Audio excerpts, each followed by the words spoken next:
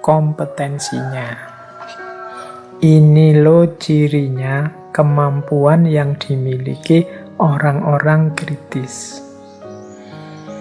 Makanya saya beri judul kompetensi kritis. Orang kritis itu orang yang bagaimana sih? Yang pertama, orang kritis itu orang yang mampu menggunakan fakta-fakta, data-data secara tepat dan jujur. Jadi, ada data, ada informasi, ada fakta, ya dipakai pas dan jujur. Tepat itu ya konteksnya nyambung, relevan, dan jujur. Jujur itu apa adanya, dia tidak manipulasi, dia tidak mengubah-ubah untuk bisa sesuai dengan situasi hari ini. Dia tidak mengubah-ubah. Ya memang faktanya pas, kita memilih data yang relevan. Seperti dijelaskan tadi, itu kompetensi kritis yang pertama. Kemudian orang kritis itu yang kedua mampu mengorganisasi pikiran dan mengungkapkannya dengan jelas, logis, dan masuk akal.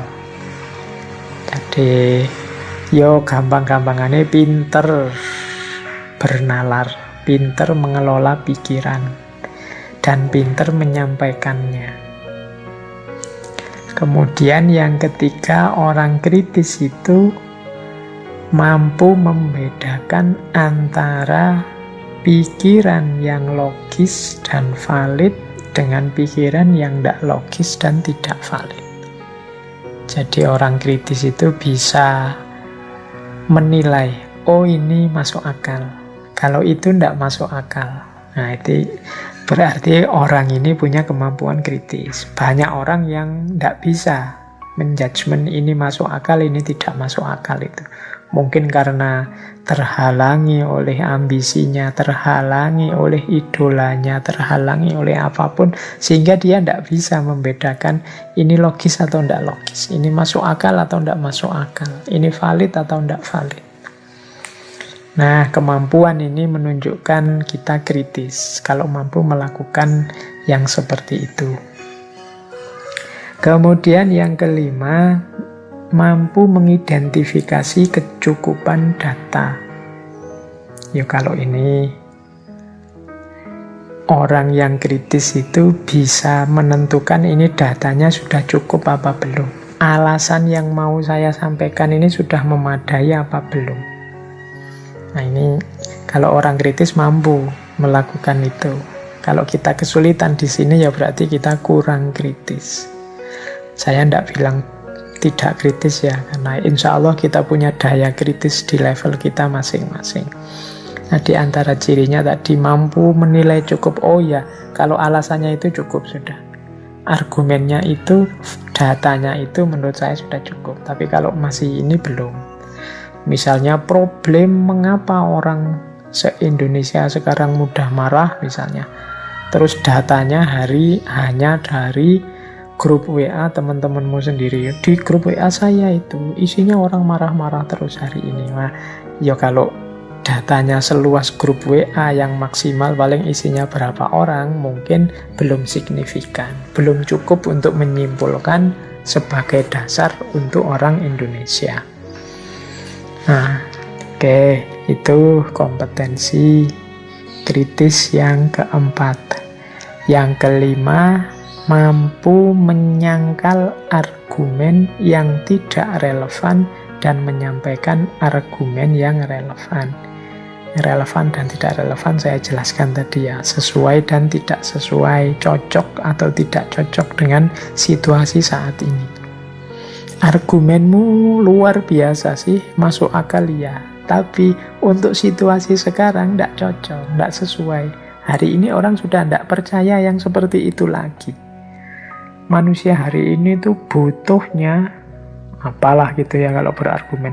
Kalau tidak ada gambarnya mereka tidak percaya, tidak ada videonya mereka tidak percaya. Jadi kalau kamu hanya kata-kata sekarang tidak dipercaya.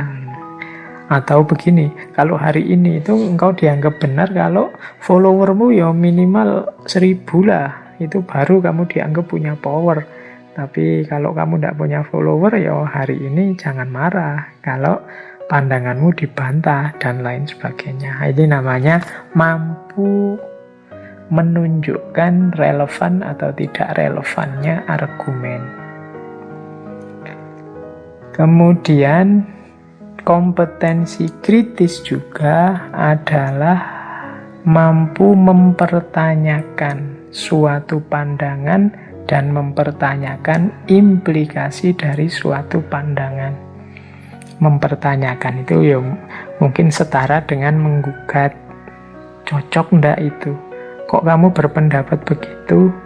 Alasanmu apa? Wong menurut saya gagasanmu itu gagasan yang nanti hanya akan merusak kehidupan kita bersama. Nah, ini kemampuan mempertanyakan namanya. Kok kamu bisa posting seperti itu? Ini kan situasinya sudah keruh. Kalau kamu posting terus yang seperti itu, nanti tambah keruh, tambah panas. Apa kamu memang ingin kita ini meledak, saling serang, saling bunuh, dan lain sebagainya? Ini kemampuan mempertanyakan. Ini juga menunjukkan kita tergolong pemikir kritis. Kemudian yang keenam, pemikir kritis itu orang yang sadar bahwa dia juga bisa salah, dia juga bisa keliru. Dia sadar pemahamanku terbatas, dia sadar aku tidak selalu benar, aku tidak selalu cocok dan sesuai dalam berpikir. Nah, ini orang yang sadar semacam ini juga termasuk kompetensi kritis. Berarti kritis tidak sama dengan ngeyel, tidak mau disalahkan, merasa dirinya selalu benar. Pokoknya siapapun yang debat dengan saya harus kalah. Dalam pengalaman hidupku tidak pernah aku debat kok kalah, itu aku selalu menang. Ini mungkin justru menunjukkan engkau tidak kritis, karena kita ini manusia. Wajar saja kalau kita keliru, salah. Kalau salah diingatkan ya diterima.